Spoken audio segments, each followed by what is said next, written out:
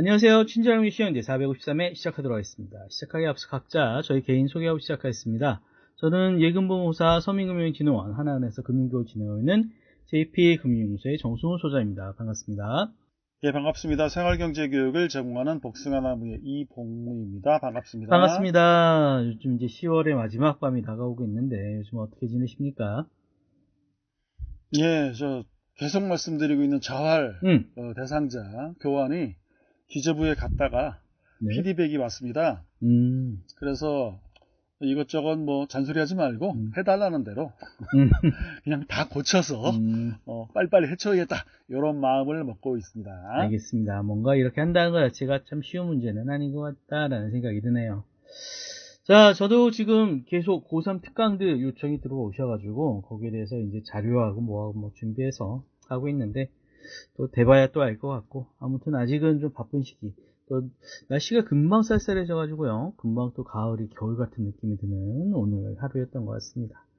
그럼 저희가 준비한 기사들 가지고서 한 주간의 금융 이슈들을 간단히 한번 정리해서 알아보도록 하겠습니다. 제가 준비한 첫 번째 기사는요, 국민연금 좋은 줄 알지만 형편 어려워 여성 청년 중 20%만 가입이라는 10월 27일자 매일경제신문의 기사입니다.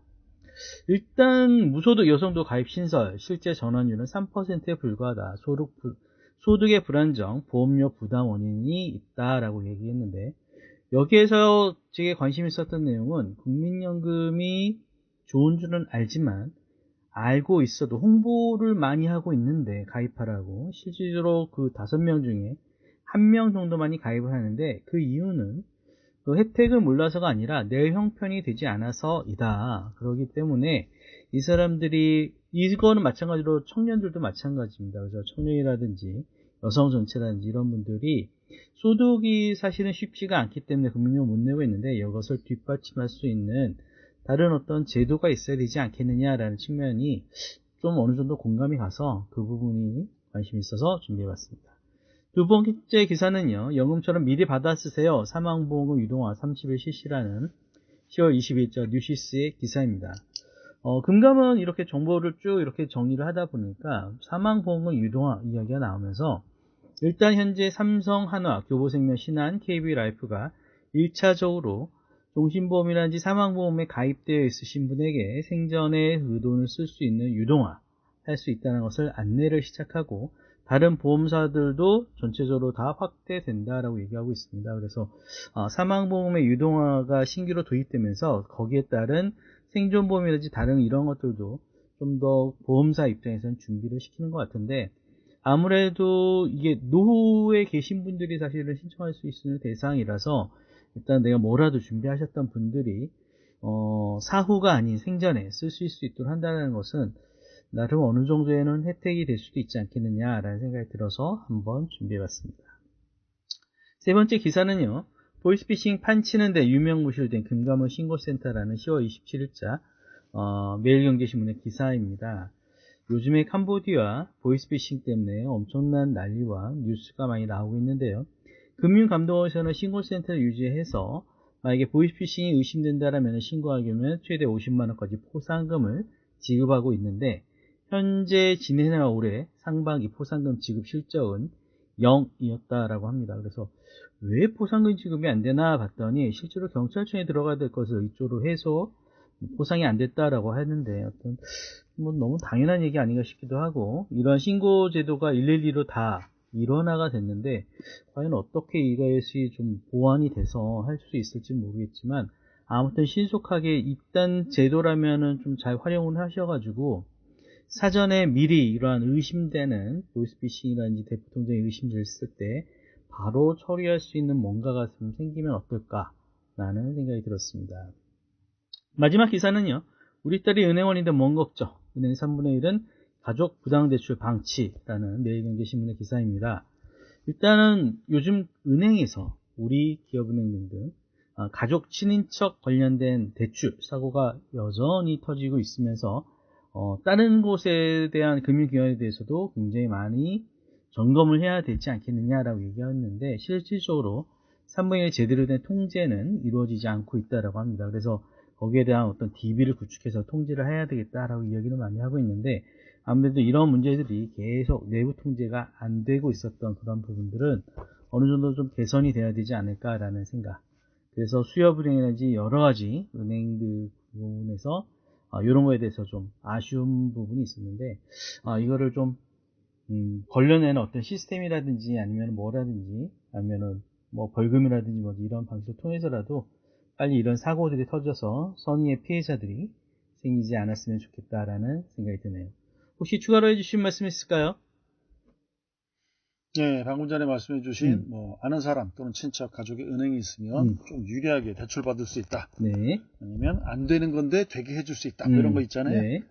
예, 그런 말이 있습니다. 똥기도 그쵸. 자기 집에서는 반은 먹고 들어간다. 그죠. 그렇죠. 예. 그러니까 이런 일이 부당하다라고 느끼시면 바꿔야 된다라고 하신다면 제일 좋은 방법은요. 그런 일을 하지 못하도록 만드는 게 아닙니다. 벌칙을 강화하시면 되죠.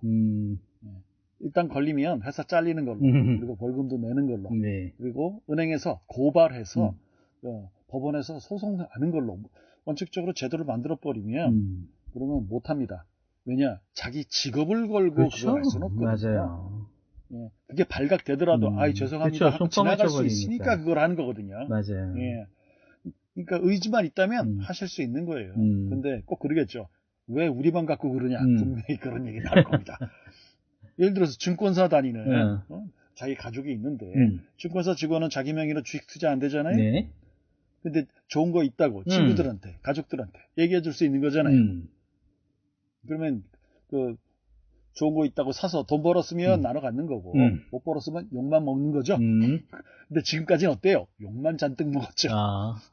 그래서 가족이나 친척 중에 증권회사 직원이 있으면 어때요? 왼수죠, 왼수. 쟤 때문에 내가 돈을 잃었다 이러면서. 자, 오늘 제가 준비한 기사도 비슷합니다. 아까 보이스피싱 얘기해 주셨지만 이번에는 저는 은행 쪽 얘기입니다. 파이낸셜 뉴스고요. 2025년 10월 26일 어제 기사입니다. 제목이 은행들. 저 이거 텔레비전에서 뉴스 보다가 나와서 검색해봤거든요. 은행들 피싱 이상 거래 83%는 무사 통과. 지금까지 은행에서 무슨 직원이 뭐 보이스피싱 의심되는 거를 이렇게 잡아가지고 뭐 경찰청에서 표창을 받고 이런 거 있잖아요. 맞아요. 하지만 실질적으로는 100개 중에 83개는 그냥 지나간다는 뜻입니다. 17%만 이상한데? 라고 시스템에서 잡아낸다는 거죠. 간단해 보겠습니다. 그럼 허접한 은행들이 그러냐? 아니라는 거죠. 자, 제목 이렇습니다. 작은 제목, 5대 은행, 인뱅, 인터넷 전문 은행이죠. 3사, 보이스피싱 피해를 봤더니 상반기에만 9,257건 집계됐지만 시스템이 잡아낸 것은 1,561건 이라는 겁니다. 자, 요게 지금 기사를 보게 된 이유가 요 FDS 때문에 그런데요. 자, 올해 상반기 5대 은행과 인터넷 전문은행 3사 8개죠. 발생한 보이스피싱 건수가 그렇다는 거고요. 같은 기간 은행별, 우리가 이건 보통 모르지만 은행 입장에서는 되게 중요합니다. 이상거래 탐지 시스템이 있습니다. FDS입니다. 이게 플라우드 디텍티브 시스템일 거예요. 사기를 찾아내는 시스템이에요. 여기서 찾아낸 시스템은 이상거래는 1561건을 그쳤다. 무슨 소리입니까? 보이스피싱 의심이 되는 거래지만 그냥 지나갔다는 거죠. 탐지 비율이 16%, 17% 정도에 불과하다.